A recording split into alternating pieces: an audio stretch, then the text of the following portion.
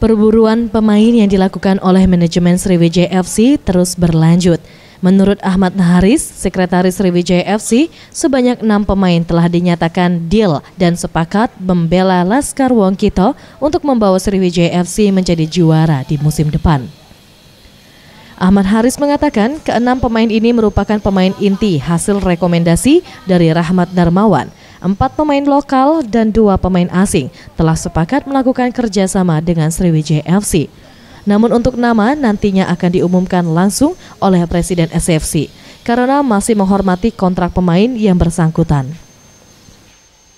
Yang asing sementara ini baru 2, yang lokal 4 kali ya.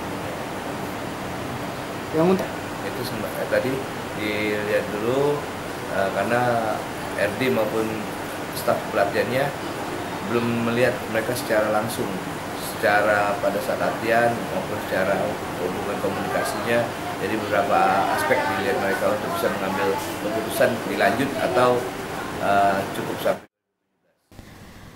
Untuk pemain anyar rekrutmen Sriwijaya FC ini rencana akan mulai melakukan latihan perdana pada 4 Desember dan hanya 40% dari pemain lama yang akan dipertahankan. Hal ini dilakukan sesuai dengan instruksi Rahmat Darmawan.